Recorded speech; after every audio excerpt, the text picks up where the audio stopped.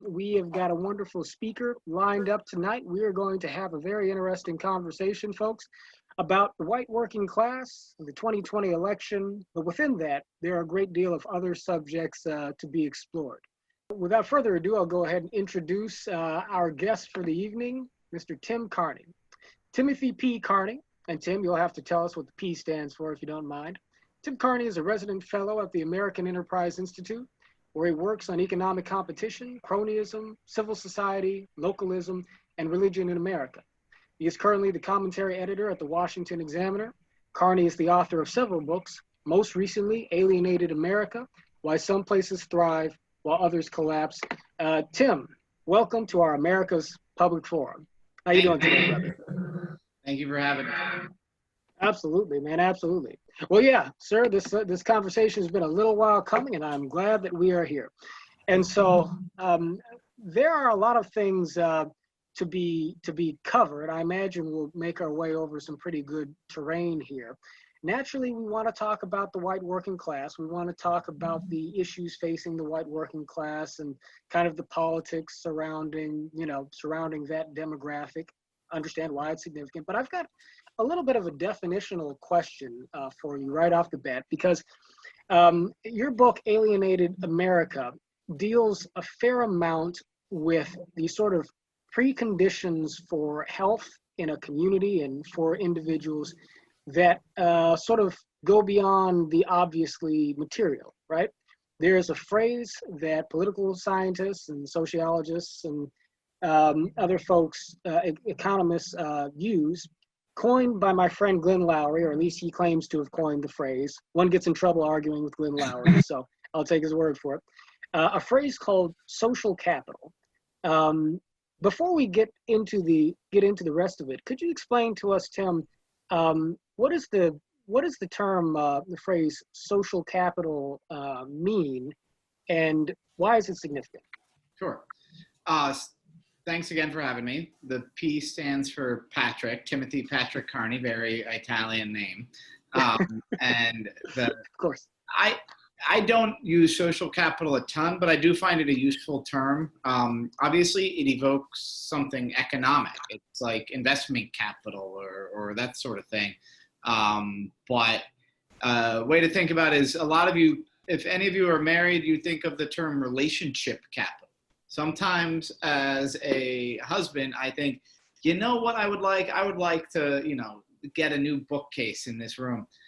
But I'm not going to spend the relationship capital to lobby for this bookcase when there's a lot more important things. Or, with your kids, how many times you can nag them about something. Social capital is something like that, but much larger, which is to say, and the economic metaphor works. When you put in work in a community or an institution, you acquire capital. So the story from my book that best probably illustrates social capital is how my neighborhood looks a little different from Google Maps, from the satellite view, than it did before I moved here, because I gained and spent my social capital, which is to say, there was an overgrown baseball field. I wanted to start a baseball program at our Catholic parish. To turn a baseball field back into dirt infield is actually pretty hard. But we were able, through our parish, to get somebody who works at the Catholic University of America groundskeeper to do it at a discount. The parish was able to spend the money, but also sort of lean on this groundskeeper for a discount. Because my pastor and athletic director had seen me volunteer and coach and show up every Sunday with my 6 kids, and they saw that I was trying to advance what the parish cares about in community, I was able to do something. It was like I got money and labor for my investment of time. A bigger picture, though, would be, to what ability do you have to call on favors? How large is the social trust in your neighborhood? These things that are incredibly valuable. You would pay more for a house where you can leave your kid's bike on the front lawn than one where you have to lock everything up and be behind doors. Social trust, the reciprocity, all these things that are not actually being exchanged for money, that are being exchanged for goodwill, that are being exchanged, you're investing not knowing that you're ever going to get back, but knowing you will, but not in a transactional way. That was a not terribly clear definition, but I hope it was an illustration of social capital. Well, I think it primes us for the answer to my next question here. So, Tim, speaking of relational capital, you might hear a 3-year-old whining in the background a little bit. The missus will be removing that background noise shortly, assuming I've got the relational capital to to allow for her to do that. There's a story that I think most Americans have taken on board to account for, in some respects, in many respects, the politics and the social conditions of what we're, sort of broadly referring to as the white working class, particularly those folks who are concentrated in the industrial areas of the United States. And I think that story goes something along these lines. The manufacturing sector was once more or less the heart of the American economy. And particularly, and starting maybe in the 70s and accelerating in the 80s, we began to outsource manufacturing. It diminished as a share of the national economy. And over the course of a few decades, jobs and opportunities shipped overseas and were also displaced by technology in a way that sapped the economic vitality from these communities in America, largely populated by white folks and concentrated in these Rust Belt areas. And if it were only the case that we were able to restore these economic vehicles, if it were only the case that we were able to bring back these manufacturing jobs, this productivity, we would have a means of seeing the revival of these communities. We would see a diminishing of the plaguing tragedy of the opioid epidemic. We would see the reversal of social ills that we see as being existing as a direct consequence of the decline of manufacturing and blue-collar jobs in these parts of America that have left sort of, this what President Trump referred to as American carnage in their wake as these opportunities disappeared. What is right in that story, and what is wrong or what is missing in the tale? Yeah, thank you. So what's right is that often there is a causal connection between the factory closing and then the opioid epidemic. What's missed is the many dominoes in between.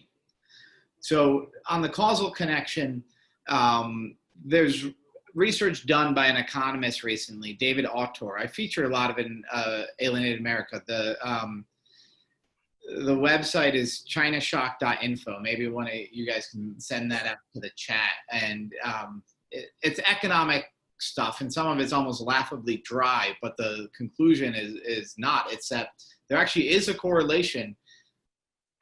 What towns depended on manufacturing that was competing with China before China entered the World Trade Organization, those towns, even when you control for other things, those towns had not just higher unemployment, which you might expect, but also more deaths of despair, more suicide, more drug overdoses, more alcohol. They also had less marriage. They also had more out of wedlock birth. So there is definitely a correlation between the closing factories and the real ills.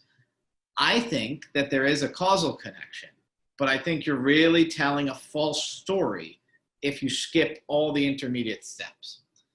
The most important thing that leads to the opioid epidemic, the retreat from marriage, the deaths of despair, the most important thing is not the shuttering of the factory. It's a shuttering of the institutions of civil society. And the cover, I have a copy here. The cover of Alienated America is not a closed factory. It's a closed down church. That in the places where people don't have things to belong to, that's where the pain and the suffering is the most. That's where the things that really matter in life, marriage, family, faith, and work that conveys dignity, they are missing. And it's not a simple economic story. And I don't think you can separate the economics. But what was missing from your story, John, was all those steps. And sometimes it's a train of dominoes. Sometimes the factory closes, so then the coffee shop that kind of serves the workers close. So people lose a place to meet and get together. The money's not there as much, so some people get up and leave. That's what America does. A sizable portion gets up and leaves and goes to a new opportunity. But maybe some of those were the most involved parents in the PTA. So then the school stops being a hub of community. A lot of you guys probably went to or sent your kids to or still live down the road from a school that's a community hub.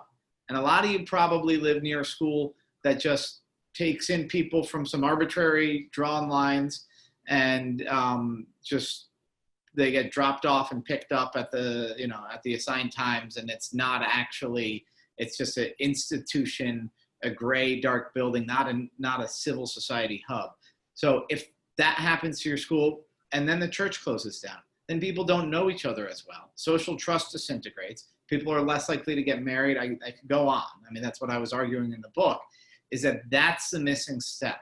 The places with the real devastation, it's not a story of people lost money and so then these bad things happened. It's people lost money and they lost community, they lost belonging, they lost purpose, they lost role models. And that's what's led to so many of the negative consequences. And it's happened to everybody. Everybody's more alienated than I think we were a generation or two ago. But it's particularly acute in the white working class, which is why that's the subject for tonight. So the story that you're telling is much deeper than the story that I articulated and what we generally hear sort of coming to us generically in the kind of top line analysis of why it is that certain things are happening in these parts of the country. How is it that the story that you just told shines a light on the election of Donald Trump, perhaps the near nomination 2 times in a row, for that matter, of Bernie Sanders? I'm imagining that these are very much connected in your analysis here. What does your overview here tell us about the political phenomenon arising in these communities that we wouldn't have as deep an understanding of if we just went with the idea that lost jobs equals political discontent? Thanks for asking that. And actually, I came across this story because I'm a political reporter. And I came across it. So my original hypothesis was that Donald Trump, right before the first time he said, "Make America Great Again," he said, "The American dream is dead." And that resonated. And I thought, that's silly. The American dream's not dead. Look at the stock market. Look at, I'm starting a T-ball team. The Mets, I think, were in first place at that point. Like, the American dream couldn't possibly be dead. But when I went to these Trump rallies, and I've been covering political rallies since 2002 in Iowa, when I go to these Trump rallies, the people I saw there were people who had never voted before, much less waited 4 hours outside an arena to hear a politician speak. And I would ask them, what is ungreat about America that needs to be made great again? Why do you believe the American dream is dead? And I did find that was a recurring thing. But being in Washington, I was too primed to think in terms of policy, and I didn't hear what they were saying. It took me a while. And actually took me seeing the opposite side of it. Seeing the places where community was the strongest were the places where Trump did the worst. And I saw two kinds. One, Salt Lake City or Oostburg, Wisconsin, and we can talk about them later. But I would show up in these towns, in Oostburg, Wisconsin, or Orange City, Iowa, or Holland, Michigan, and everybody was Dutch. Everybody was Vander something, and they all go to church twice on Sundays. And I confused the Reformed Church of America with the Christian Reformed Church, which was, not a confusion you make if you spend a lot of time in these places. What I was like, is there some reason the Dutch people, these Dutch conservative Republicans in Iowa, aren't voting for Trump? Like, one guy said that they were upset at Trump for appropriating the color orange, but I didn't think that that was a good explanation. Ted Cruz told me he said, Tim, you met these Dutch people. They're really nice. Donald's not nice. They want to vote for a nice guy. And I was thinking, like, Ted Cruz? What, that didn't satisfy me either. But then I increasingly realized it was about these really tight-knit communities built around their Reformed churches. And I saw it in Salt Lake City, built around the Mormon churches. And outside of these religious places, the places I saw the strongest community were what I call, and I don't mean as a derogatory term, but I call the elites, the wealthy places, the super zips is what Charles Murray calls them, the wealthy places where everybody has a college degree. And in those two different classes of places, Donald Trump did really poorly in all the Republican primaries.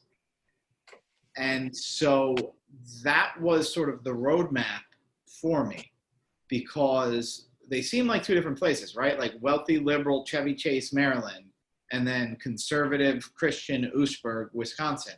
But I argue that there were one type of place, which is very strong communities.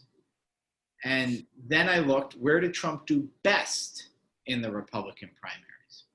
And a lot of what I found, now this is the early primary, so it's not who voted for Trump, who supported Trump over Hillary, not who supports Trump today, but the people who came out of the woodwork who had never voted before. So according to my hypothesis, the people who believed the American dream was dead, it was not about a shuttered factory. Your level of income or unemployment didn't actually predict that well if you were going to vote for Trump in the primaries. If you looked at the economics of the community, it did predict it. And if you looked at the social capital, to use the economist term, the strength of community, that predicted it even better. So Trump is sort of the connective tissue in this argument I make. Yeah, I feel like he's the only one who brought up the fact that hold on. I'm sorry. I've got to mute you just because we do have a question and answer period as we go along. But the first part of the event is us hearing from our speaker. And I very much look forward to the questions. But absolutely, Rose. Keep your comments handy. They'll come in handy as we get a little further down the line here. Go ahead, Tim. Trump is a connective tissue here, but in those early primaries, when there were 16 Republicans or whatever, the places where people knew their neighbors the most were the least likely to think the American dream was dead. And so the most likely to vote for a Rubio, Kasich, Cruz.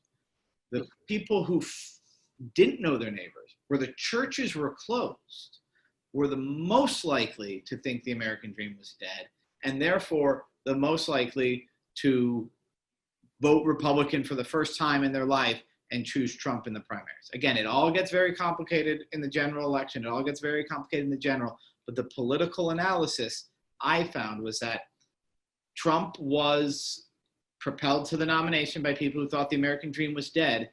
And that belief was largely rooted in the collapse of their local communities more than even their local economies and more than their personal life.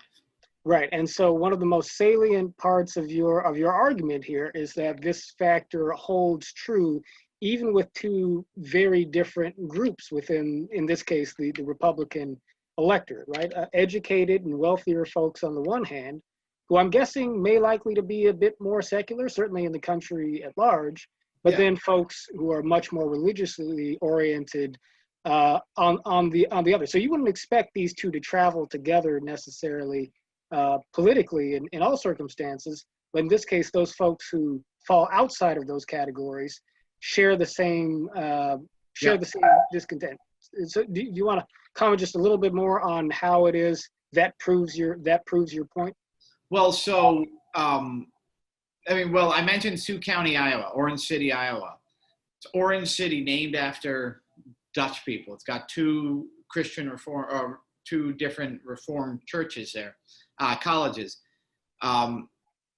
Sioux County was Trump's single worst county in the Republican caucuses and his single best county in the general election. So it is a conservative Republican town, but had no interest in the guy saying the American dream is dead, because people know their neighbors, go to church, send their kids to public and private schools that they believe in. So that, I think that's an important point. But again, if you look at a Chevy Chase, they voted for John Kasich in the primaries, and then a lot of the Kasich voters voted for Hillary over Trump. So if you wanted to find what is the common thread of the places, so another way to look at it, in the book I described the 30 counties where Trump got below 20% in Republican primaries. All 30 of them fit into one of a handful of categories. They're either in the 20 most educated counties in the country. I think I used bachelor's degrees, but I think it worked for master's degrees too. They're either an elite county, one of the most educated in the country. That included 2 in Iowa. They're one of the most Dutch counties in America. They're Mormon, or they're a college town. That explained all of Trump's very worst counties in the Republican primary. So that fact alone right there is, to me, said these places that seem disparate, their connective tissue is not employment level, not income, not ideology. It's the strength of community institutions that people belong to. I think that it's important for us to sort of dig in a little bit in terms of, on a higher resolution level, what is it what do the stories look and sound and feel like of the Americans that we are talking about here, who find themselves sort of cut off in many respects from social and institutional ties? I know that you spent, I think, you mentioned as a reporter here, you've spent a fair amount of time talking with people in communities across these landscapes, getting to know and understand people's stories. And I think that in our minds, there is this stereotype, so to speak, of kind of the down and out kind of individual who, lost his or her job, is growing up in something of an economic ghost town, who has all sorts of, some of us may suspect might have some social prejudices and this way in one way or another. But people are dealing with particular struggles, perhaps connected to this social detachment. What were some of the stories that stuck out to you in your researching for the book? And what did those stories really tell us? So there was a town called Uniontown in Pennsylvania I went to. It's in Fayette County. And I chose Fayette County because I started researching, and this is October, so right before the general election. And I had my hypothesis, and I wanted to see how it played out. And I said, I want to find a place where the churches are closing down. And I found somebody had done a study that suggested that both, if the percentage of churches closing down, evangelical and Catholic, Fayette County had the highest numbers of any county in Pennsylvania. So I went out to Fayette County, went to Uniontown, stopped at a bar called Smitty's. And while I was there is when I actually really dug into the other numbers. Because when I do what my colleagues call bar reporting, you can't just walk in with a notepad and say, hey, I'm Tim, I got questions for you. You sit there, you have a drink, everybody knows you're from out of town. Eventually they say, by the way, what brings you here? And then I say, I'm a reporter. I'm writing about your town. Can we talk? And they say no. And then you ask them about the economy, and then soon enough, they tell you everything. So while I'm sitting there, I'm on my laptop, and I found that it was in the top 3 in drug overdoses per capita. It was in the top in unemployment, top in percentage of people on disability, all these negative correlations. And the interesting thing about Uniontown is it's got a significant, it's pretty diverse. I don't know the exact numbers, but I would guess probably at least 30% Black. The clientele at Smitty's was not diverse. It was 100% white. Smitty's is not in downtown Uniontown. It's sort of on the edge. You have to drive to it, which as a guy who grew up in like New York City and now lives in the suburbs, you don't drive to like bars that you have to drive that don't even have like a paved parking lot, gravel. That's not the sort of place I would go. And in past elections, these weren't the sort of places I would go, right? Like I would go to yuppie Irish pubs because they had Republicans and Democrats, the husband and wife. One might be voting Obama, one voting Democrat. You had black and white, you had old and young, etc. But I would skip the country bars because the first couple times I stopped by these roadside country bars in 2004, what do you think of George Bush and John Kerry? They would say, politics is a bunch of BS, I don't vote. Well, by 2016, they were saying, politics is a bunch of BS, that's why I'm voting for Donald Trump. Or in some cases, Bernie Sanders. So Smitty's was one of those places. Every single person in there was going to vote for Trump. I asked them if there was an issue they cared about. Because again, this is a bias of Washington reporters. We think they're voting on, you know, the tax bill or immigration policy or something like that. But they said guns was the only issue everybody brought up. But it's always something deeper than that. And so this is where if you ask the average DC or New York journalist, they'll say it's about racial resentment and white straight men who have lost their privilege. And I don't even reject those explanations. I don't say they're totally false or anything. I say they're totally useless. They don't help us understand what's going on here. And so I'm sitting at the bar at Smitty's.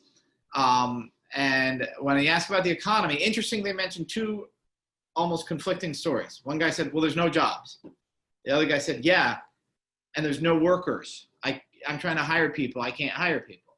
I said, those seem like opposite problems. Is there no supply or no demand? I mean, I know there's people in this county, fewer than there used to be, but there are people. And then pretty soon the story switches to all these guys on welfare who don't deserve it.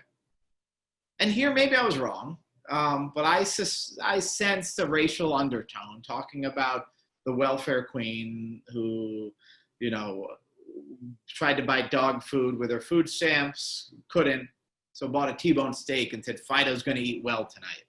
Or the guy who gets disability, but he's perfectly fine and he's dealing drugs all the time, etc. So it was 2:30 on a Tuesday afternoon when all of these guys in the bar were talking about how nobody in this town is willing to work.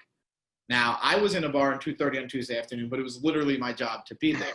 You were working. Yeah, so I was feeling a little snarky.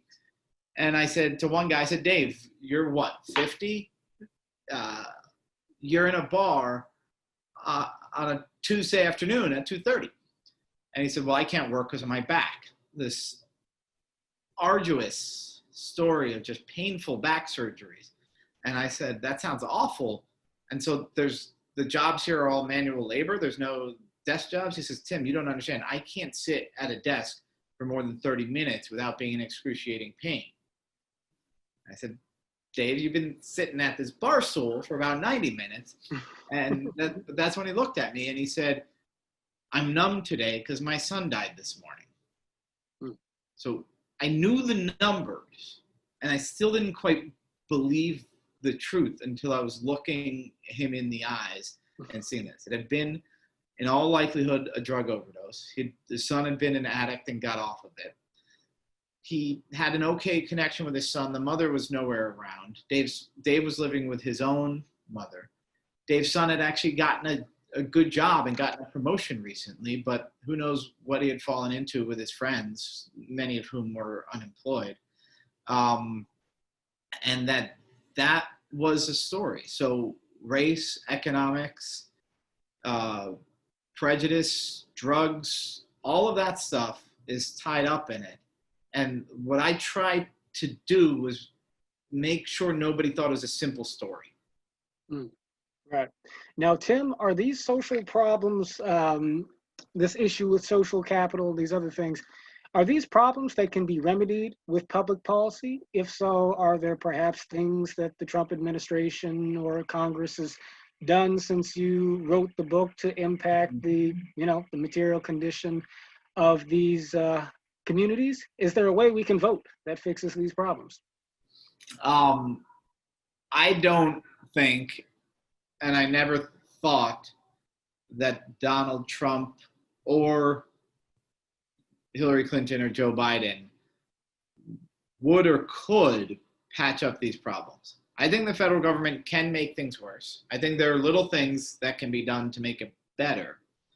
But if the vote for Trump was a vote proclaiming, again, the early vote for Trump in Iowa, New Hampshire, et cetera, was a vote proclaiming American dream is dead because my community is falling apart. It wasn't a vote saying, and Donald Trump is going to bring back my local Little League. It was sometimes a vote of somebody saying, now that I don't have local community, I got to belong to something. And that's certainly what Bernie Sanders' support was. If you are voting for Bernie, you are joining something. It's like getting a Harley. It's not just a purchase. You are joining something. And that's a big part of what the MAGA hat, that's a big part of what Bernie's support is. So that's to say, I don't think they needed to even promise to be delivering policy responses. To some extent, they were replacing community rather than rebuilding it. There are policies, and we could go on about policies, mostly at the local level, that can make social capital, social cohesion, neighborly trust stronger. But there's not going to be a federal department of community cohesion that's going to make anything better. Okay. Well, on that note, let's pivot a little bit then to the politics of the moment, because you remind us when Alienated America was published, Tim. That was early 2018. Early 2018, right? Okay, so the 2020 election is upon us now. Yeah.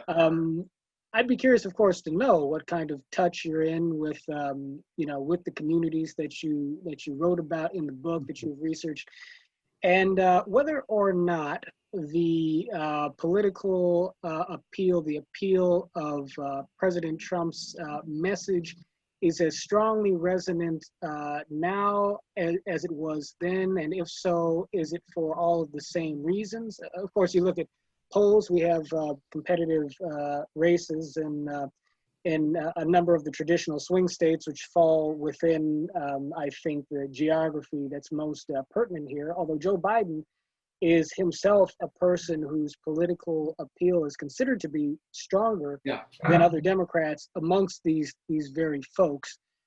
What do the social and political sentiments feel like today? What's the same and what might be different?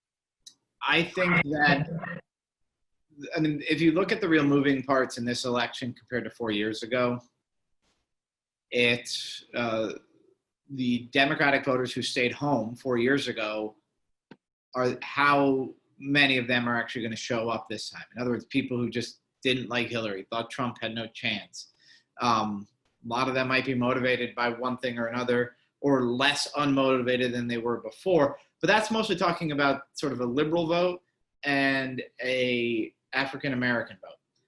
And then the second thing would be Trump did worse than his predecessors among the white upper middle class, but he didn't do as bad as he could have. And the 2018 election showed the upper middle class tacking towards the Democrats, possibly in reaction to Trump. So you see the congressional districts that Democrats picked up. A lot of that was a very heavily educated upper middle class congressional district. So you could see a lot of Republican-ish voters who held their nose and vote for Trump now decide they're fed up for him, and that's why they voted for a Democrat. Those are the moving parts. The Alienated America vote, I don't think that's a moving part. I think that's going to behave very, very similar to how it behaved 4 years ago. And the New York Times has tried to write this story 100 times of, here's a working class white guy who was let down by Trump, and then they don't find it. So they run despite the fact that Trump's trade war costs all these ag jobs, this town still loves him. Like the New York Times has been desperately trying to tell the story of the working class vote that was let down by Trump, and they haven't really found it. There's some evidence that the movement of all women further away from Trump includes working class white women, but still, as a general demographic, white voters without college education and with income around the median to a little bit further down are sticking with Trump. And so that's a question. Did they expect him to deliver a policy win? Well, until coronavirus, the economy was better. And in fact, the improvement was concentrated among the working class. Whether you can put brackets around the single biggest thing to happen to this country, the virus, is another question. But that is a fact. But to some extent, to say the American dream is dead, to say those of you in small town America matter, to say make America great again, meaning what you lost really did count. It really did hurt. While the New York Times is saying, oh, we're past the backwards days of the 1960s, there are people say, in the 1960s, we had Memorial Day parades and all the kids would plant flags in the graveyards. Why was that a bad thing? In the 1960s, guys got married and then were able to take care of their wives and then maybe with some overtime get a fishing cabin. Why was that a bad thing? To some extent, Trump just saying it is enough. And then punching in the face, rhetorically, the people who seem to express a disdain for working class middle America. That is CNN, New York Times, or whatever. So in other words, has he delivered? Yeah, pre-coronavirus, you could definitely say the economy was better. But to some extent, we got our guy. They have their guy, not Obama. The culture war enemies was the New York Times. So Trump is not the answer to the Democrats. He's the answer to the mainstream media. So that's my sort of cynical interpretation of part of why Trump has maintained his appeal among these alienated votes, that their concern has moved to this sort of ringside politics, and that is a place where he is delivering. You sort of blew by this point a little bit earlier, but I just want to sort of tee it up front and center for you very quickly, because I'm confronted with it a fair amount. If I make the point to some folks that, well, look, there's social alienation connected to economic downturn, which is, which factors in a strong way to the politics of these communities, support for Trump, also perhaps for Sanders, but particularly for Trump in this case. There's frequently the rebuttal that says, look, all of that is just sort of an excuse for kind of rationalizing what really are motivations of racial or ethnic prejudice coming from folks who don't want to see the demographics of America change. Van Jones said in the aftermath of the election that America just witnessed a backlash, so to speak. And you said a little earlier that you weren't necessarily discounting that explanation, but you did not consider it useful. Do you want to sort of clarify? Yeah. I mean, how does that analysis factor into what you're talking about? So there's a lot of ways I could talk about it. One is to say, I kind of think everybody has prejudices and race is going to be one of them. So you could say everybody's a little bit racist, right? Everybody's at least a little bit racist. And so that makes it useless for me to say that person's racist. That's like saying that person's a sinner, which I'm a Christian. I think everybody's a sinner. But I talk about immigration in this regard, where I say, if you're upset about your neighborhood changing, again, make America great again, implies that things were better in the past. New York Times columnist Michelle Goldberg says they want to return to the point when there weren't as many minorities in their neighborhood. If you say, I don't want to live near Black and Hispanic people, that sounds like a nakedly racist thing to me. If you say, I don't like that they have these loud dance parties with Latin dance music, on a Sunday night, is that coded expression of racism? Or is that actually saying my community had norms, and one of them was you don't have loud outdoor parties on a Sunday night. And those norms are now gone because somebody with another culture has moved in. So again, the things that you sound like there's I said a racial element to a lot of it. Sometimes it's racism, but again, I think you can go beyond that. Some people, virulent racism motivates them, but other people, race is part of the equation in part because culture and norms vary across races and ethnicity in the US. And I use a Chris Rock scene where he talks about gentrification. And he says, you can't come into our neighborhood and say nobody's allowed to drink on the front porch and laugh loudly. We've been doing that in this neighborhood for 30 years. This is what we do. And you're upset at that? If people have a way of doing things in a place, welcome to our place, however different you are. But don't tell us we got to change.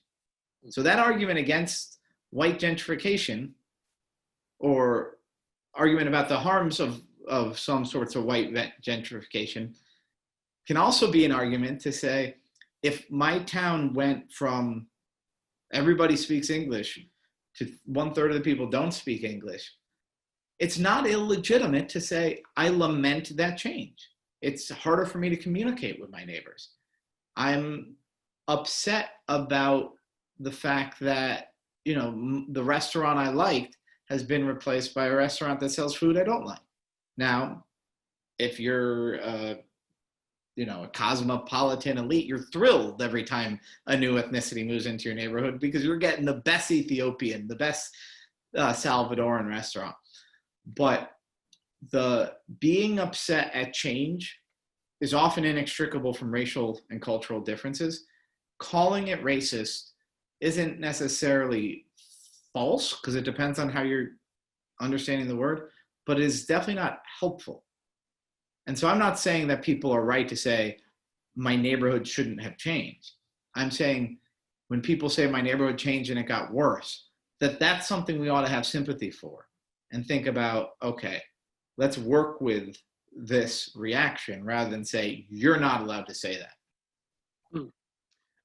My friend Bob Woodson talks often about the need to desegregate poverty. What he's referring to when he says that is, in his view, sort of the need to not racialize the subject of poverty, because we can see poverty having its impact on folks across the color spectrum. Certainly not just Black folks, and not just white folks, obviously, by the same token. And indeed, Bernie Sanders seemed to speak in some similar terms earlier in his first presidential run, sort of seeming at times, I think, to make the case that to fix economic inequity would be to address what was most pressing in much of the sort of race-based inequity in American society as well.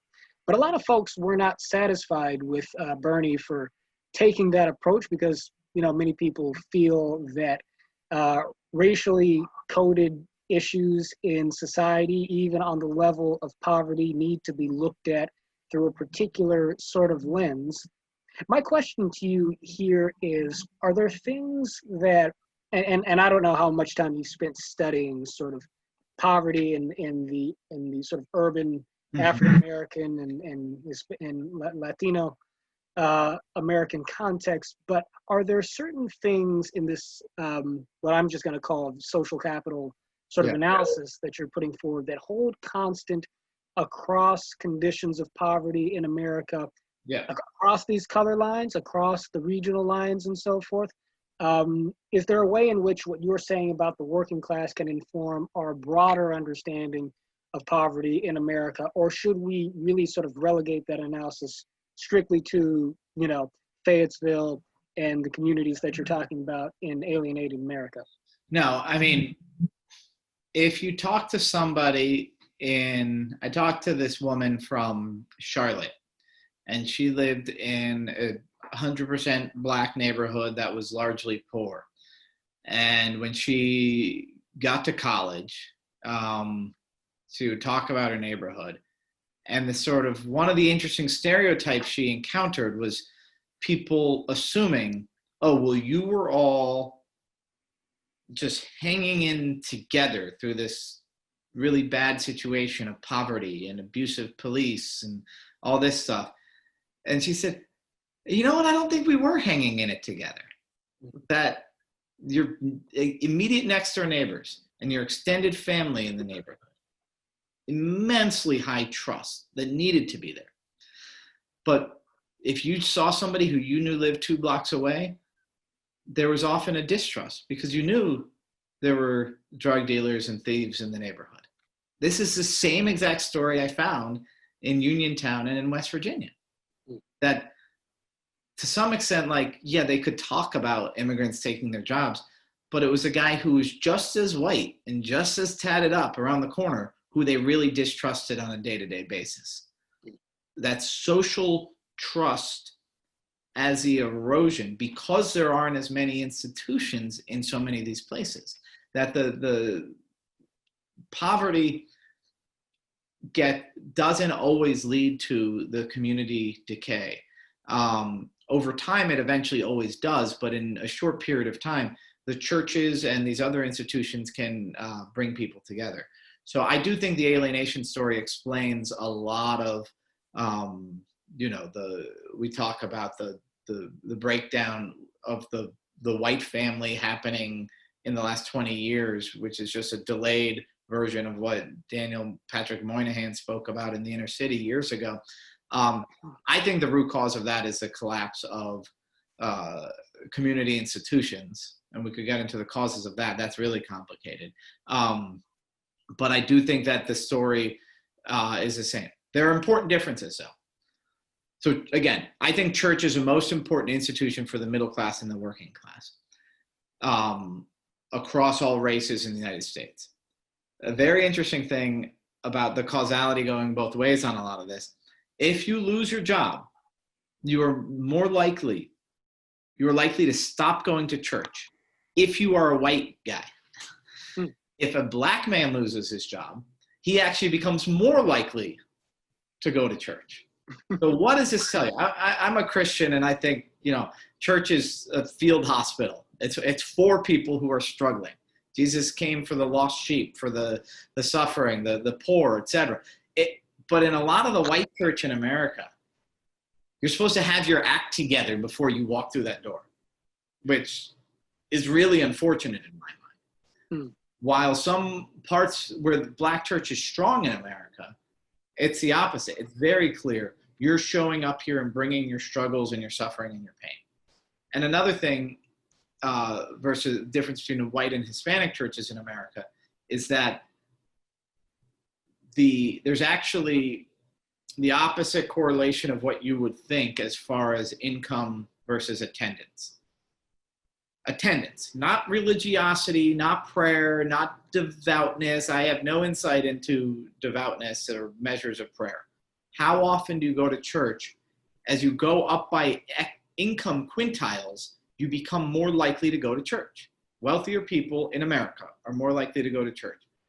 But again, that applies for Catholics, but only white Catholics. Hispanic Catholics, there's no drop off in church attendance as income goes down. There could be a million reasons. So I think the similarities are there, that alienation and the collapse of community institutions are behind the bad results. The dropping out of school, the not getting married, the having children out of wedlock, drugs, etc. But there are differences in that to some extent, the minority experience in here has created a greater awareness of the need for institutions, while when these same plagues hit white places, they don't sort of reach as quickly for institutions for one reason or another. But Tim, are you saying that we can't have communities that are socially cohesive and grounded if we are not at the same time religious? Is this kind of a pitch for religiosity in some sense here? Yeah, I mean, again, I put a church on the cover of my book. That's right. Again, I got it here too, by the way, just so folks know. Did my homework, yeah. Elites, high income, high education people who stop going to church don't stop going out of the house on Sundays. They're going to, coach Little League. I mean, now we have Little Leagues playing Sunday morning. That shouldn't happen. But anyway, they're going to coach a Little League. They're going to join, I don't want to say a country club because that can sound like mocking, but, a civic organization. They're belonging to more things. But in the middle class and the working class, the people who stop going to church on Sundays, they're turning on the television or the video games. They're increasingly unplugging. They're deinstitutionalizing their lives. They're getting married less, etc. So if you care about the working class and the middle class, you have to care. You have to see that secularization is a negative force in this country.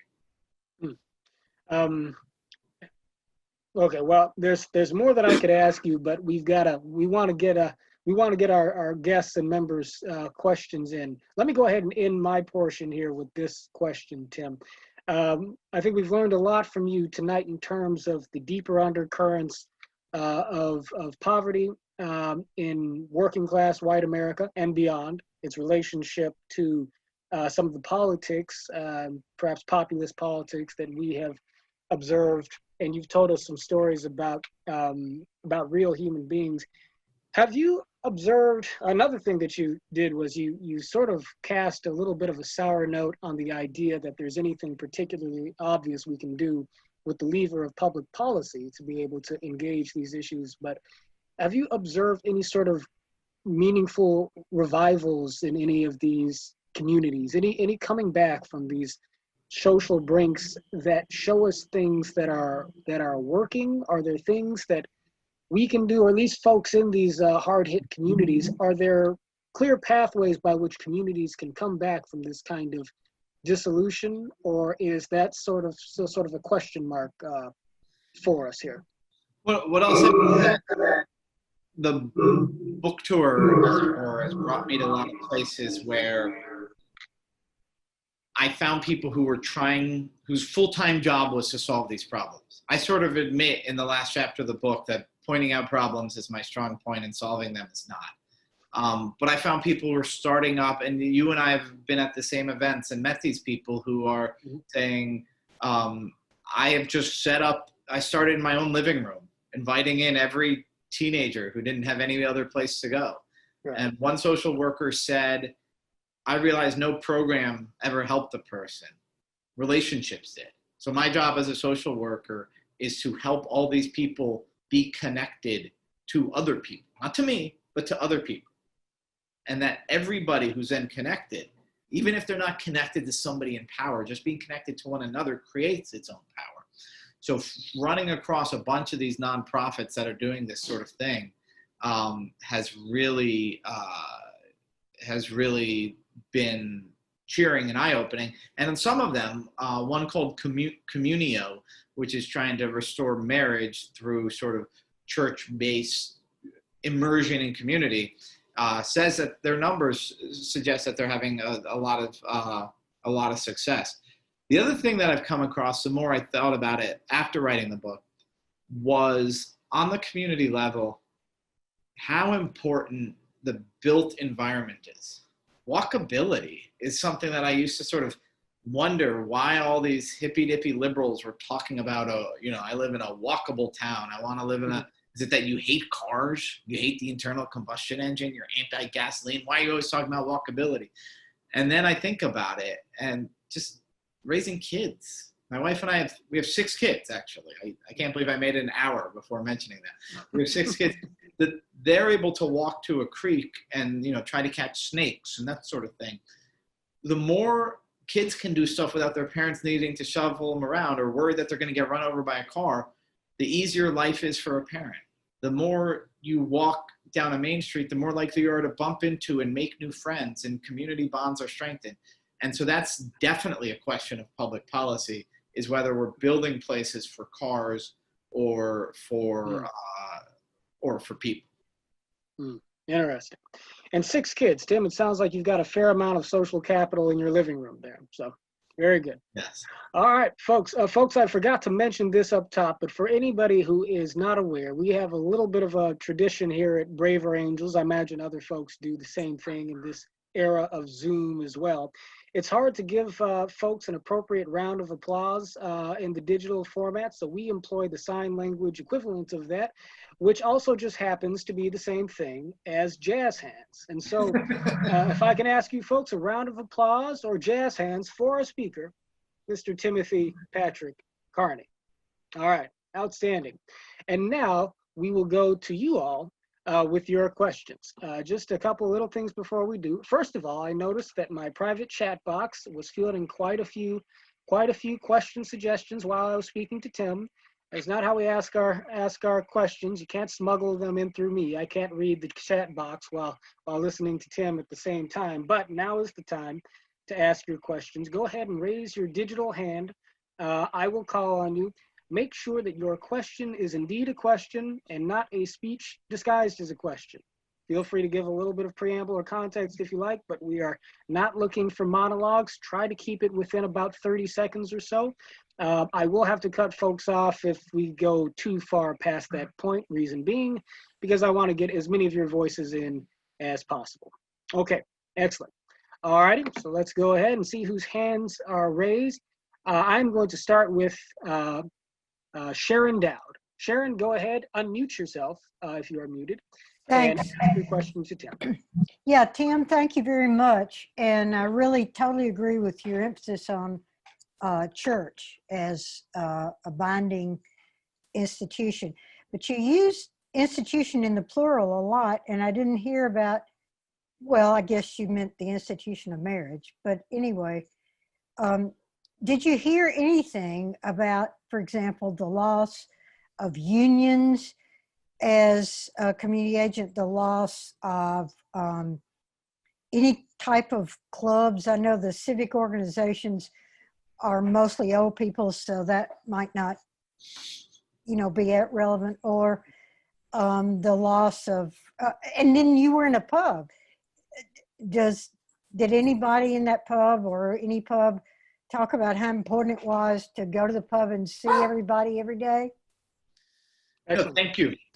I did not give a lot of examples while talking of the institutions. You're right, and you just gave some of the best ones possible. So to start with the pub, one of the statistics in my book, I forget the exact number, but 60 years ago, 90% of all beers were drunk in like a pub, and now it's less than 50%. A majority are drunk at home. And that was from a book called The Great Good Place. It's where I learned the term of a third place, having somewhere that's not home, not work, but a third place. And where you don't have to plan meeting someone, but as you said, Sharon, you bump into people. And so in a lot of places, the pub that I visited was the only hub. And in a lot of them, there wasn't. The pub that had been the community hub had shut down. Clubs and all that stuff. So Robert Putnam wrote Bowling Alone. That's the best book on that, obviously. And that's certainly, I remember hearing, I was on the board of a small nonprofit. I remember hearing, we shouldn't use the term member anymore because millennials don't really join things. They just want to show up when they want to show up. They don't want to be members. And like you were a kid. Do you remember another kid? I thought that was like a cute, like marketing insight, but now I think it's something more profound and sad. And joining, that said, so the positive angle of this, some of you may belong to, or your parents belong to, the VFW or the American Legion. Those are being replaced by other veterans organizations. So yes, it's true that veterans are coming home and more likely to find themselves isolated and lonely. And I argue in the book, or I cite other people arguing, that the veteran suicide thing is not best explained as a PTSD problem, but as an alienation problem. But that said, there's just a different kind of organization that a lot of them are joining. They're more based around athletics or about doing projects or that sort of thing. And that's something we have to keep in mind. Sometimes your Elks Club is going to close, and that's sad. But sometimes it's going to be replaced by a different sort of thing to belong to. Labor unions. That's the most interesting one. They certainly so someone like me, white collar job my whole life since I graduated college, I always had a boss that I could walk into his office and he would give me life advice. First one said, you should buy a tuxedo if you live in Washington, D.C. Don't rent one, buy one. Girls will ask you to be their dates to these black tie things just because they know you can show up at the drop of a hat. And like that's and parenting advice from dads who have teenagers and that sort of thing. But in a lot of factory jobs, blue collar jobs, there isn't that sort of connection. And so the union is the place where that happens. So the collapse of private sector unions has been a big part of the deinstitutionalization of the working class. And I could go on about that, but all three of those were great examples. Indeed. Okay. Our next question is coming from my friend Roger Haynes. Roger, go ahead, unmute yourself if need be and ask your question. Wonderful. Can you hear me okay? Yes, we can. All right. Well, thanks for putting this on, Braver Angels. Awesome. Side note, John, great job on the Tammy Mack show. Tim, I'm really intrigued by this.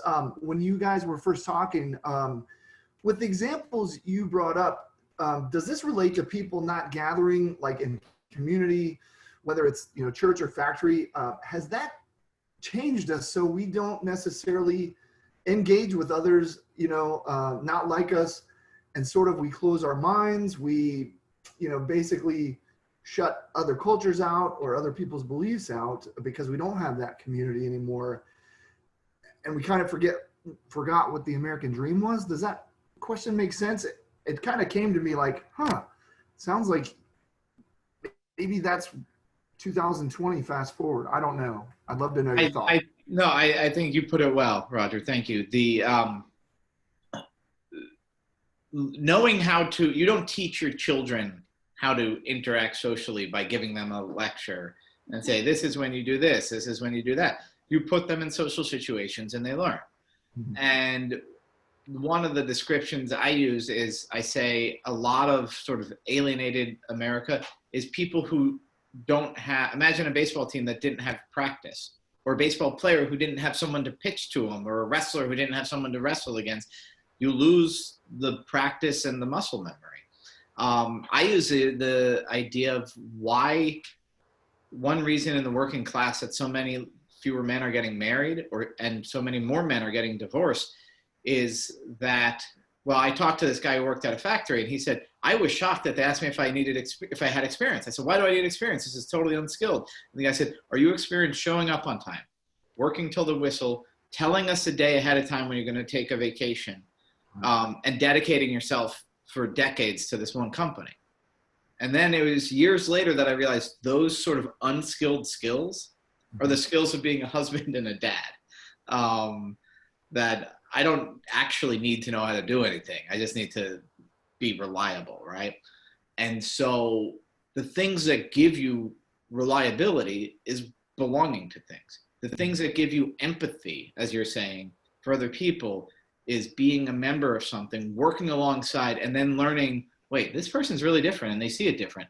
But we've literally dug trenches together, or we've hauled trash after the parish picnic, or we served on these PTA meetings that went on for 8 hours. So even though I totally disagree with them, I'm going to assume that they have good faith disagreements. It is more likely now than it was before for a variety of reasons. One is geographic segregation, but more importantly, that everybody is more deinstitutionalized. It's more likely now that you've just never met somebody who disagrees with you on a fundamental issue. And it's because if you don't belong to a local pub, a PTA, a neighborhood committee or whatever, you're just less likely to have exposure to different viewpoints, different life things. And if you read Alexis de Tocqueville, one of the things about America that he points out is that that exposure, that we belong to like little small things, and we belong to religious things, and we belong to secular things, we belong to silly things, and we belong to big things, that exposure belonging to a lot of different things allows for the kind of pluralism that is at the heart of the American dream. Indeed. Awesome. Thank you very much, Roger. Timothy Schaefer from National Institute of Civil Discourse has a question. Tim, go ahead and ask Tim your question, Tim. Well, hi. Thanks for letting me do that. I'm also not in my office, so you might hear little kids in the back. So I'm a professor, and I've actually got your book. It's not on my shelf here, but I've often included it alongside another book that came out about the same time called The Vanishing Neighbor by Mark Dunkelman. And kind of, I often frame you two as kind of from the left and right, kind of picking up a lot of Putnam's arguments. And as you're talking tonight, you were really talking centrally about kind of the church, and Dunkelman makes similar arguments about kind of these circles from family to the neighborhood to kind of the bigger world. But his emphasis is not so much on the centrality of a singular institution, kind of the great good places, those multiple kind of third spaces in life. My question really is, what gets lost if I get that. I come from a background of faith and a tradition that would be kind of rooted in that sense of relationship. But what gets potentially lost when we think about kind of a pluralistic, dynamic, kind of emerging sense of society that is kind of transitioning away from kind of Nisbet's notions of community and things like that, that if you're making the argument to the centrality of a denominational kind of body like a church, what gets lost potentially that doesn't enable the kind of stepping out of somewhat of the homogeneity and kind of the chambers that we exist in, if that's the primary space that we might exist in as a kind of a third space of life. You're saying if church is a third space, it's a primary third space. Well, you talked a lot about kind of the centrality of kind of the church, right? What gets lost? Yeah, what gets lost if we're thinking of it exclusively to, I mean, and I would lament that, right? The Sunday morning soccer clubs and the other things like that. But what gets lost if we use that as our primary sense of third space? Well, okay, might have some of the differences. I'm gonna modify the primary. I don't think anything is lost. If it's nearly the sole third space, then you do lose diversity and that sort of thing. Now, I'm blessed to belong to a Catholic parish that is remarkably diverse. Once a year or so, we begin Mass by people go up and say welcome or hello or whatever in their native language. And it's one of the longest Masses because that goes on for such a long time. There's an accident of sort of geography that where we happen to live in this neighboring parish that was mostly African American, a neighboring parish that was mostly Hispanic, both lost their schools. We absorbed their students. Unfortunate development for the community, but good for our parish. But the fact is, Sunday, it was a saying I learned my first reporting trip to the South. The most segregated hour in America is, 10 a.m. on Sunday or noon on Sunday. And that is true, that it's racially segregated. In a lot of parts of the East Coast, we have, here in Montgomery County, we have rich parishes, poor parishes. We're in a mixed parish. And then can be limited worldviews. Again, not in your average Catholic parish, but certainly in a lot of places, you're not likely to meet somebody who will disagree with you on a fundamental question, especially if you're choosing your congregation based on political or ideological alignment. And so, but to get back to the Tocqueville question, he talks about how we join many things and they're different sizes. And you imagine like you join something and it's a circle, but then the center of the other thing you join is over here. So there's some overlap. Maybe it's just you and your family overlaps. Our swimming pool, you could actually tell it was our current pool. Vast majority of people were wearing their Joe Biden face masks when they showed up. Our Catholic parish, probably about 50-50 on politics. Again, incredibly diverse on race. Other circles we run in are overwhelmingly conservative and pro-life and all that stuff. And my local neighborhood pub, I avoid talking about politics there, but it's a very different type of diversity. So in a different culture and a different time, I could be writing cloistered America. Everybody is just hanging out with one type of people, and they're all going to the same, church on Sunday and the church soccer team on Monday, etc. And that's probably true in parts of the world right now.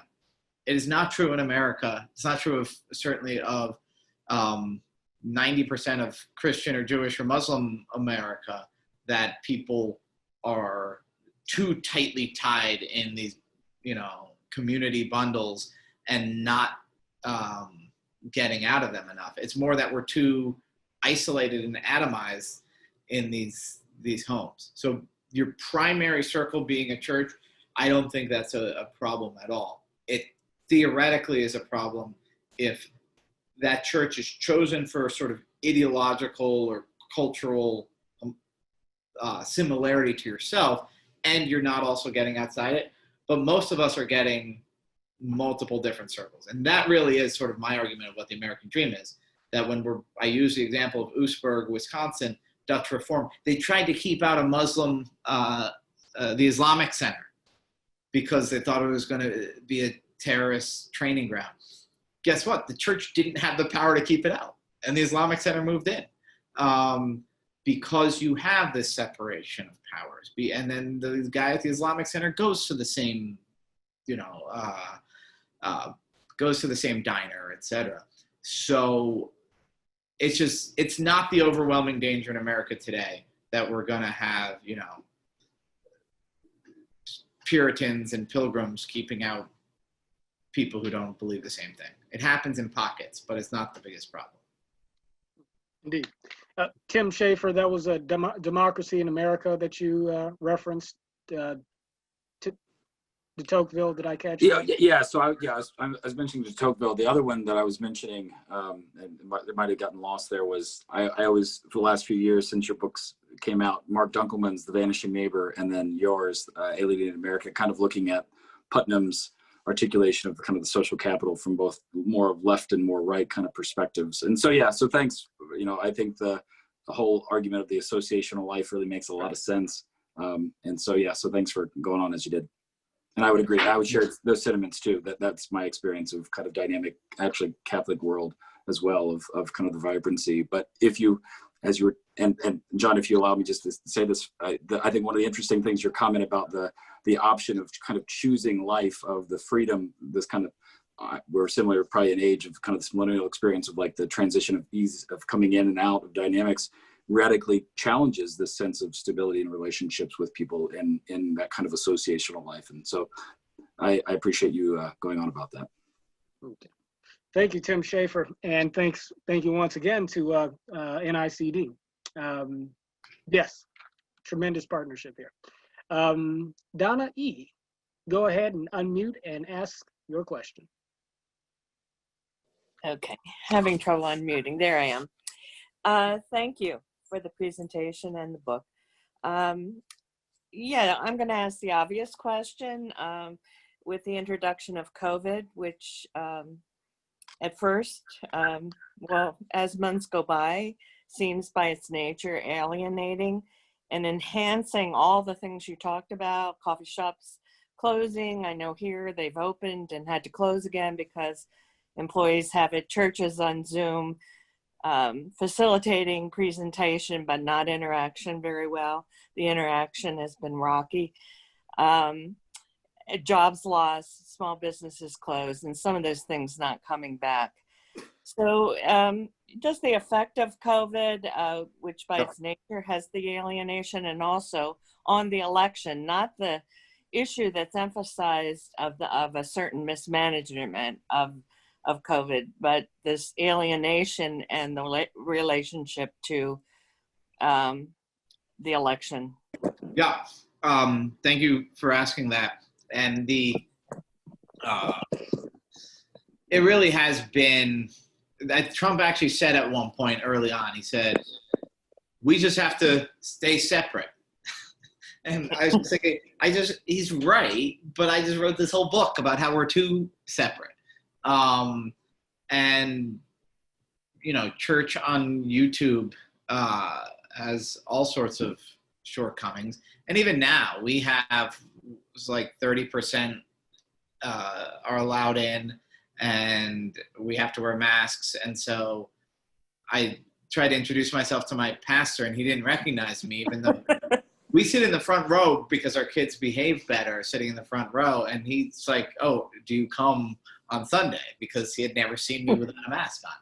And then the neighborhood coffee shop, the devastation of that, the devastation of losing some of these things permanently, really is going to make a negative impact on social cohesion, on places that lose their coffee shop and lose their local pub and lose their church, or people who just never go back after being told they can't show up. That's going to have a negative lasting effect. The flip side, the positive side, is I've had more over-the-fence conversations with my over-the-fence neighbors in the last 6 months than I ever had before. I've done more calling just to see how old college friend, one of them was like, what's up? And I just said, I just calling to check in. And he had to ask like 3 times, what's up? And I said, nothing is up. I had some free time and I hadn't seen you, Michael. He's like, when you asked me how I was doing, I was afraid there were rumors going around that I was doing poor. I was like, no, I really am just calling. So it's not a habit for me to call and check in with friends. And and I've heard that across the board. And there are all sorts of ways that any negative thing experienced by a lot of people together at the same time brings us together. This is one of the things that surprised me. I didn't work it into the book, but so many places I said, tell me about the strength of community here. They would say, let me tell you about the time, and it was somebody's house burnt down, or a kid got hit by a car and they had to lobby to make the road slower, and et cetera. Or let me tell you about the time my wife got cancer and then the neighborhood rallied behind me. These negative occurrences can create a cohesion. And the saying the last 6 months has been, we're all in this together. Terrible irony is, like, look at us. We're definitely not together. We're not in the same room.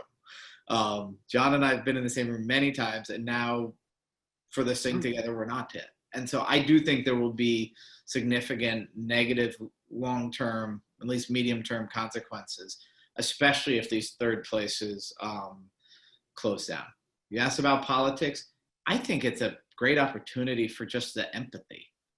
Instead of trying to say we solved this problem, or instead of trying to say they failed to solve it, and instead of saying I will shut it down if the scientists tell me, to actually come out and acknowledge what you've lost when your kids are remote learning is not just some of their education, but it's seeing the other parents. It's that your school was a hub of community, and now you've lost that. What you've lost with this downtown.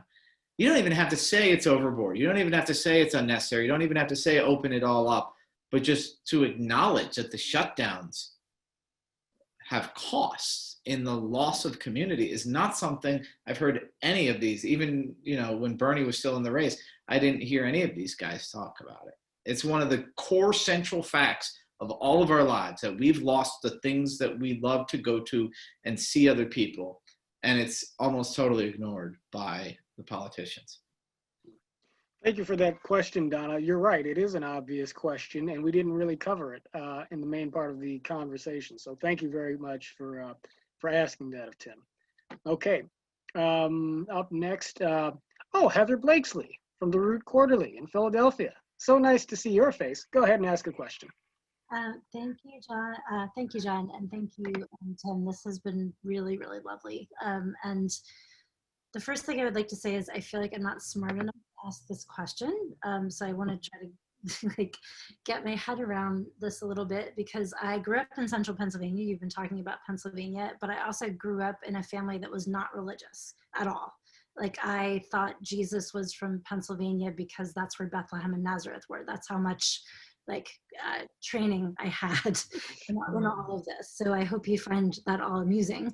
But I do think that because I grew up in a family that was very family oriented and has a big family with lots of cousins and, all of that, and also shares a lot of the same values, that I have felt shut out of Christian communities or religious communities for a long time, even though I share a value set with them. And I find that in my local community in Philadelphia, I have started as a musician playing music at my local church and what have you, having more connections there over the past couple of years, but in a secular sort of way. And I wonder, because churches own property and land and have institutional history and all of those kinds of things, if there weren't a way in your mind, as you see these kind of communities and people coming together, not only for people who consider themselves atheist or agnostic like me to take into consideration how church communities and religious communities help our society function, but also how church communities keep out people like me who might share their values, but also can't be a Christian per se. So how do we bridge that? How do we bridge that? No, I'm really glad that you asked that, because what I argue in my book is that churches have to be institutions of civil society. They can't be the place where you do your religion once a week. They have to be, and I mean, I don't see any coherent understanding of Christianity that allows for you to do it once a week. Love your neighbor is like, boom, right up there. If we were boiled down to 2 commandments, love your neighbor is one of those 2. And Catholic teaching is that love your neighbor has to have concrete corporal steps, not just sitting there and thinking, I love Mrs. Wong and I wish the best for her, but you have to feed the people who are physically near you who need food. And that there's no church I know of that would, my children and I showed up at a food kitchen on a Thursday night when they packed the bags before Saturday morning handing them out. They made us all sort through the rotten potatoes, and I wonder whether that was ethnic stereotyping, but we were really good at that, so maybe it was not too bad. But if you showed up and you had a turban on, or they somehow knew you were the neighborhood atheist, they would not have turned you away from the potato sorting or the asparagus bundling or anything like that. So providing that opportunity for volunteering is something that I would sort of explicitly do if I were running any of those sort of ministries. Is just say, hey, by the way, anybody who wants to come here, come here. A, we're not going to proselytize you. B, we hope you're not offended by the cross with the dead guy hanging on it that's on the wall. As long as you have no problem with us being very openly what we are, we're not going to harass you or give you a hard time or hold it against you that you don't agree with us. Tellingly, when Pope Francis writes about poverty, he doesn't sound like Bernie Sanders. He says something very interesting. He says, it is our duty to include the poor. So this is a different question of inclusion than what you're talking about, but it's the same thing, that the church, if I'm saying we have to respect them as institutions of civil society, churches have to act as institutions of civil society, where their job is to, and again, the Catholic term is a corporal works of mercy. That, and it's not give you food and then preach to you the whole time you're eating it. It's, we're evangelizing by giving you food. So that, I think, I've heard enough people say I felt excluded by this church, either because I didn't believe in what they were teaching, or a gay couple or something like that. I haven't seen that sort of exclusion firsthand. Part of it is so the term cancel culture comes up a lot now, and people say, oh my God, do I have to hate Garrison Keillor's radio show because of something he did? Do I have to hate this one cartoonist because I found out he doesn't agree with me on abortion? That sort of absolute purity test has to end. That you have to say, okay, we will partner with you on X, even though I think you're wrong on Y. And it's gone in both directions. And these days it's still going in both directions. So the other half of it is church. I don't know of a church that's going to reject you from coaching. I mean, our music director is not a Catholic at my parish. I don't know of a church that's going to do that. I'm sure they exist. They shouldn't do it. On the other hand, there are communities that will say, well, no, we won't let you run this. In New York, they tried to stop a Christian charity that was hiring healthcare professionals from administering to potential COVID patients in Central Park because they were too Christian and they held, views on gay adoption that had nothing to do with what they were doing there in Central Park that were offensive.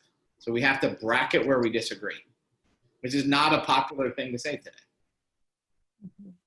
Indeed. Up next, Dr. Vern Morgan. Dr. Vern, unmute and ask your question, sir. First of all, thanks, Tim. I really enjoyed the information.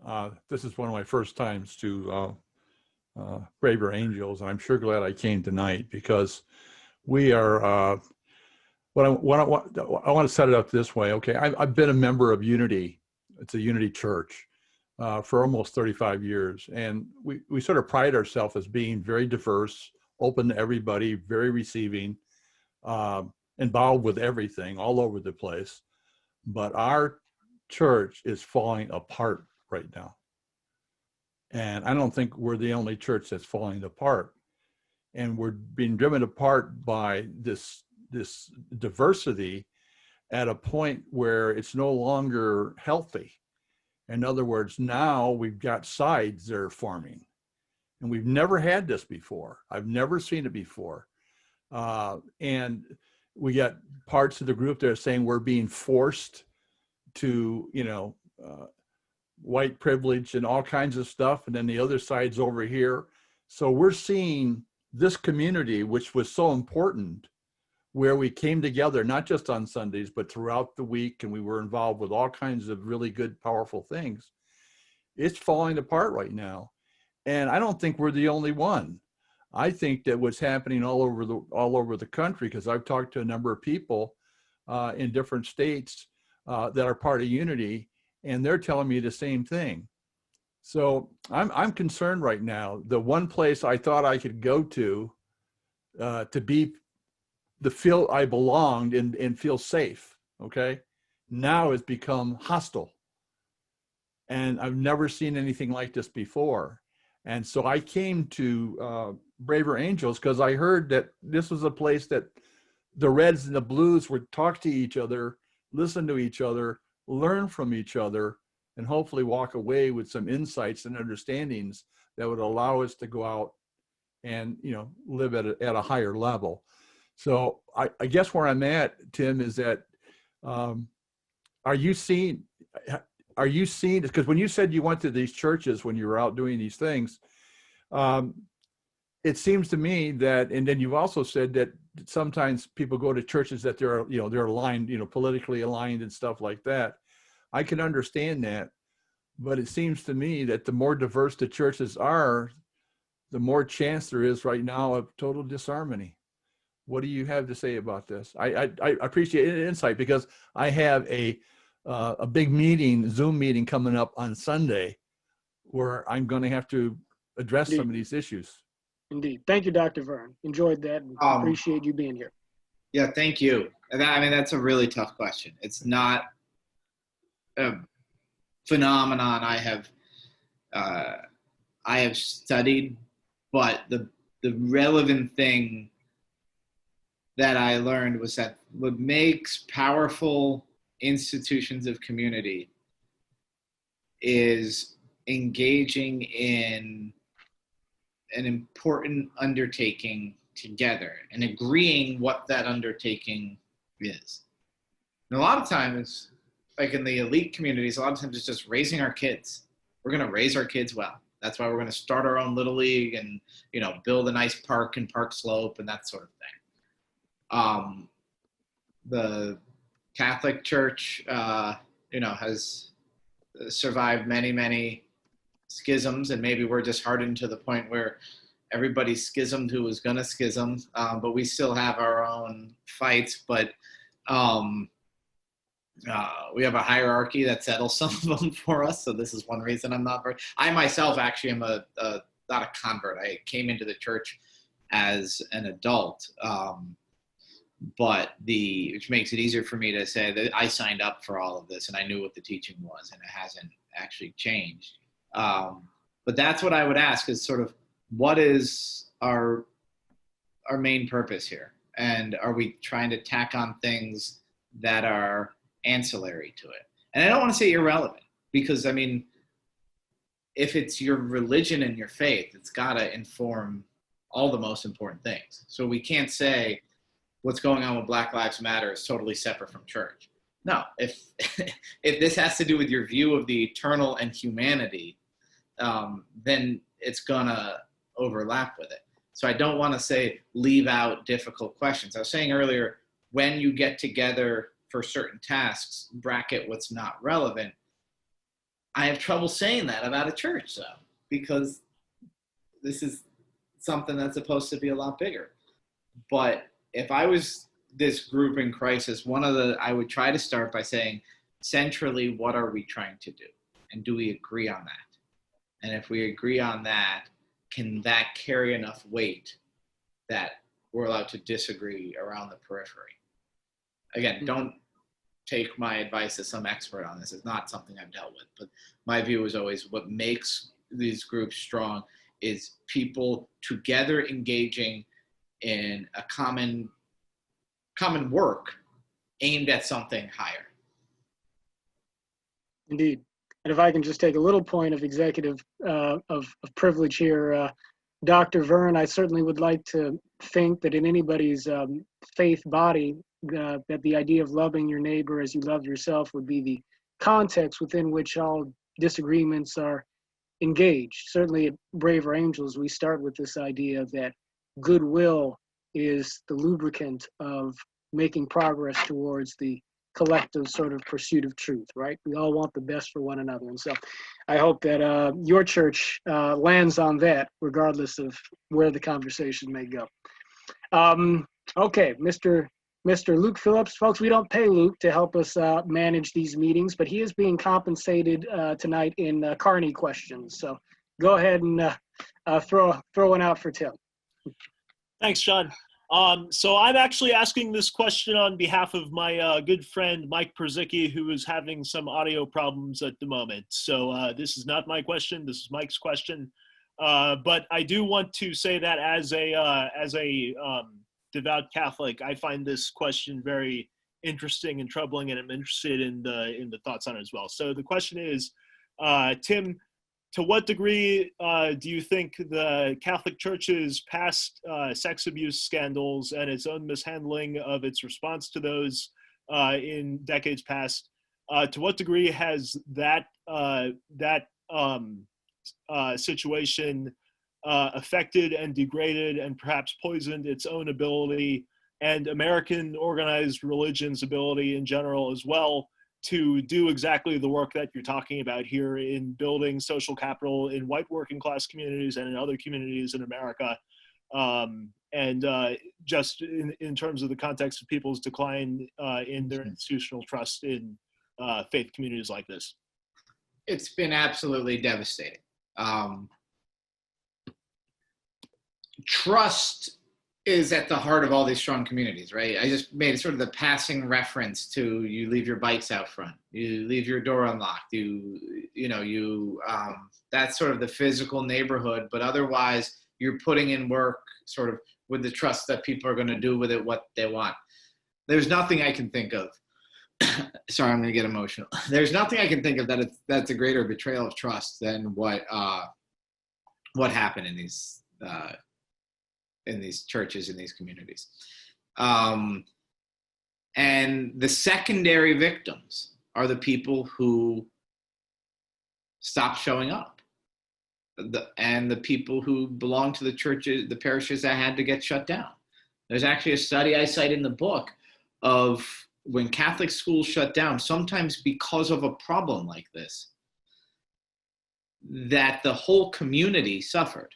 So they looked at the churches that shut down because of something like, the boiler exploded or there was an abuse scandal, because they didn't want to say, oh, the community crumbled and then the church closed. So priests have actually hurt, obviously not only their victims, the whole parish, the whole community. And then even outside of Catholic circles, people just say, I just don't trust the clergy because they're self-serving. And that's really something that I have to think of as a, again, secondary victim.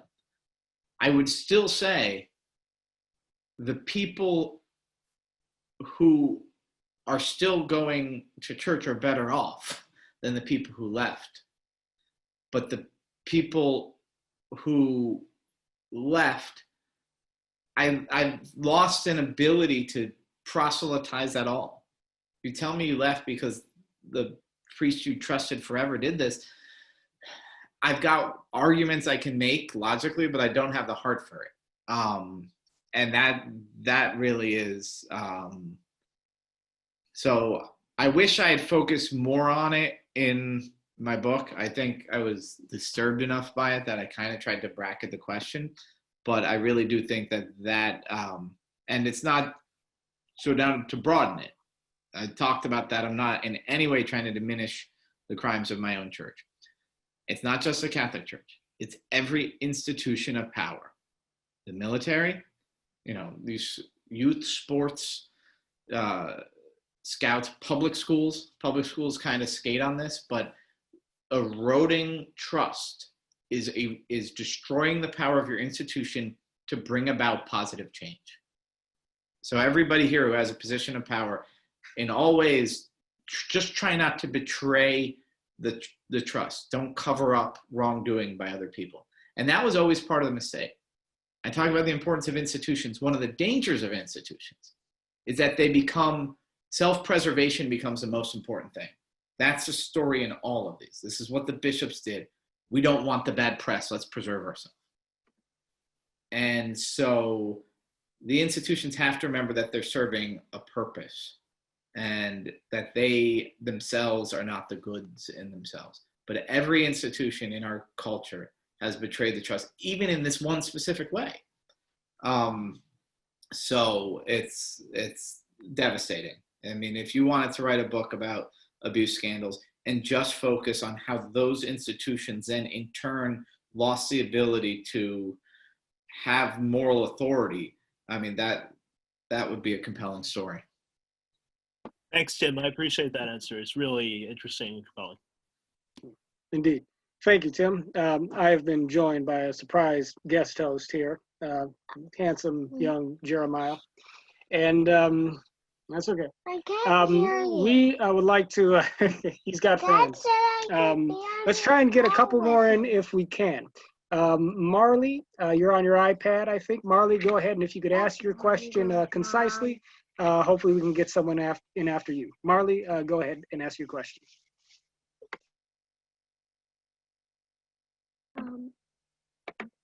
Do we have Marley? Marley's muted.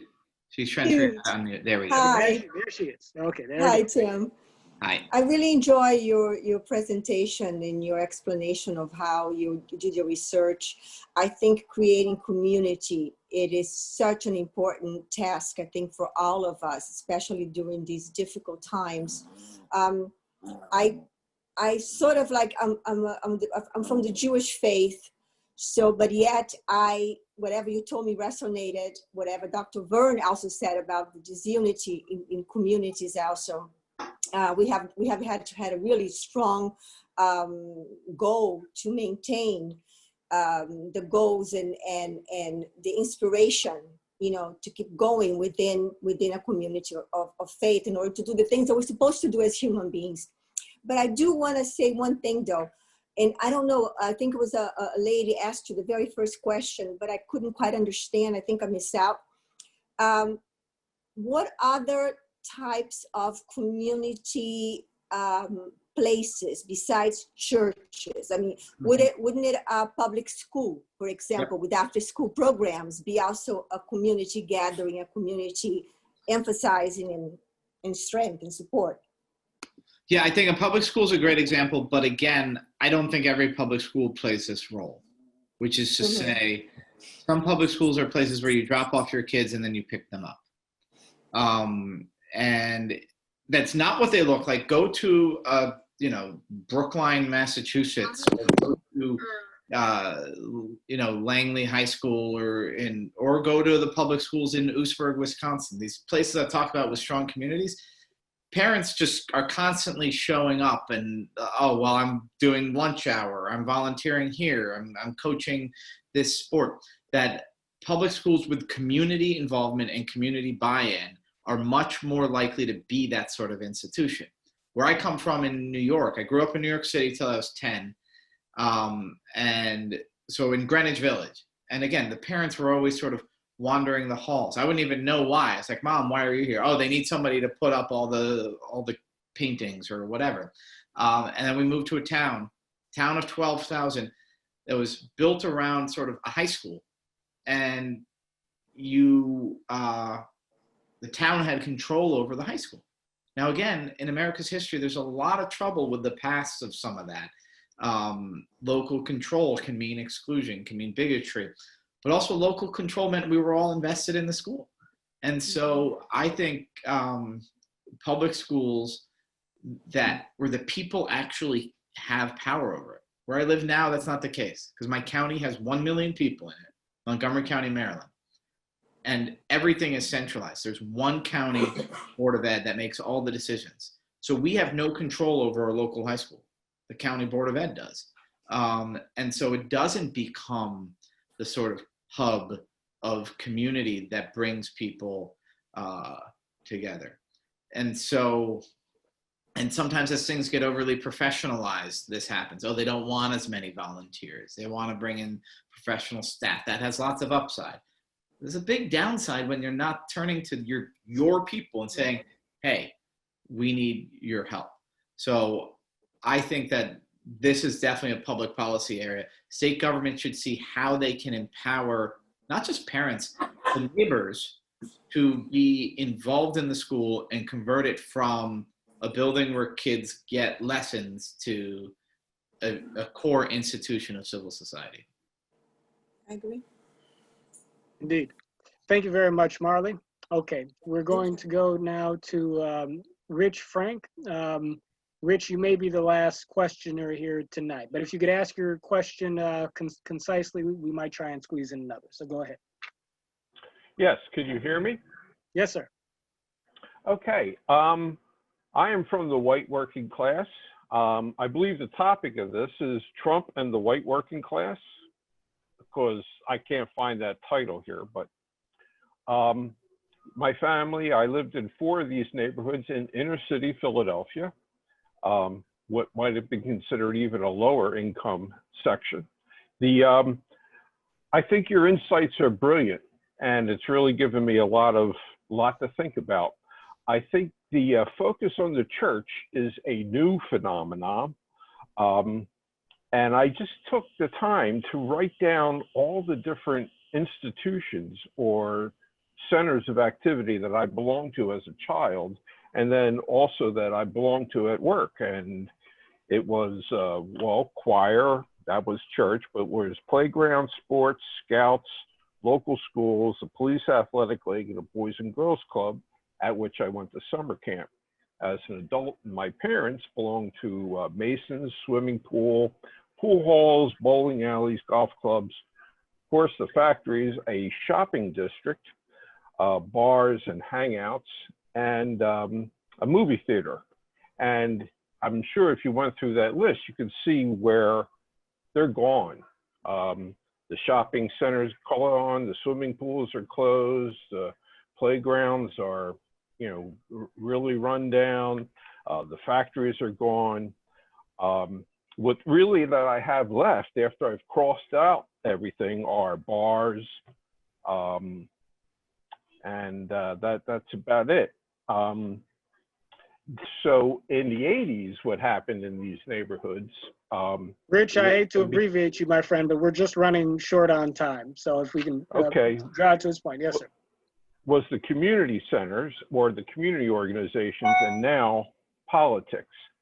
And as you said, you seem that Trump has somehow replaced these things, and that now Trump and the cult, or the unity, the political unity that he has provided.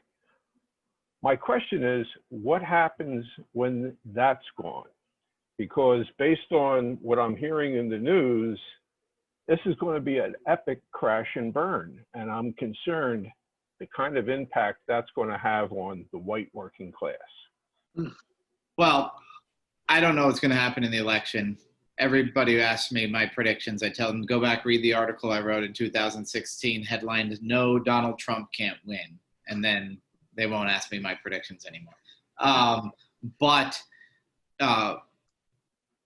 Yeah, the alienation, if it manifests itself as, I'm going to vote for a major party nominee, there are worse things. And we see in this world alienation behind extremism. I don't think voting for Donald Trump counts as extremism, but I do think that white nationalism and MS-13 and ISIS and all sorts of things, and some of the sort of socialist Antifa stuff you're seeing now are all the fruits of alienation. And some of it is people who politics replaced community, but politics itself wasn't satisfying. So it went on and became something else. So I do think that, especially if the reasons for the election, the nature of whoever loses, to be particularly upset, I think we're going to get more radicalization and extremism. And the politics will get the blame for it. But the politics is often a consequence itself of the original alienation. So I sometimes ask the opposite question earlier on. It says, if people who supported Bernie or Trump find that Bernie or Trump doesn't solve their problems, what do they go to next? I want them to go to church, but I don't think that I'm going to get them to do that. And so I don't have the answer for you there, but I think you're right to worry about, after this election, if people are unhappy with the way it went, what comes next is something we have to worry about. I mean, it's why a group like this exists, I think. Well, it just seems like they're so unified. Rich, I apologize, my friend, but we are out of time. But I do hope that you'll come back. You asked a great question. I hope that you bring more insight to our next meeting if you can make it. And that goes for each and every one of you who showed up and asked a question. One more time, folks, let's go ahead and give a Zoom round of applause, jazz hands, if you will, for Mr. Tim Carney. Tim, thank you so much for being here with us, my friend, and for being a part of our work tonight. It was a very edifying evening. Thank you, brother. Thank you, guys. Absolutely. And so, folks, I think we'll have a couple of links going around in the chat box if you want to know more about the American Project and the National Institute for Civil Discourse. Let me just go ahead and say a few words in parting. Once again, thank you, everybody, for being a part of this event this evening. Tim is right. The reason we do the work that we do is because there does have to be a way for us to channel our passions and our convictions, and frankly, our disagreements with each other, beyond simply the act of voting, beyond even activism. Because while the need for us to advocate for the political platform, for the philosophy, for the candidates that we believe in or support is important, there is this overarching project in American life that so many of us have forgotten about today. There is this transcendent work. And what that is building up the civic foundation, strengthening the social fabric, and reinvigorating the very spirit of community that exists in the United States of America. this idea that at its best, we are a country of neighbors, and that in being neighbors, in relating to each other as such, we safeguard each other's freedoms. We safeguard the quest for justice in America. And all of those ideals that we learned about in school that we may not have perfectly realized at this point, but that if we bring out the best in each other, we position ourselves better as a society to be able to reach in time. We can only do that sort of work if we have a relationship with each other. We can only do that sort of work if we get to know one another through what we call patriotic empathy, Braver Angels, this idea that our love for our country is expressed in the concern we show for our fellow Americans. We can only reach that beloved community that Dr. King talked about if we lean in with this sort of patriotism and empathy, if we lean in with love and goodwill in seeking to understand what our fellow Americans are going through and who we are as human beings, right? And so if you believe in that sort of work, if you see value in that project, then we encourage you folks to get involved. If you are not already, join us at braverangels.org as a member. Get involved, get to know the folks in your local Braver Angels Alliance, if there's an alliance in your part of the country. And if there's not one in your neck of the woods, get in touch with your state coordinator or your regional coordinator at Braver Angels and see if you might not be a part of getting one moving.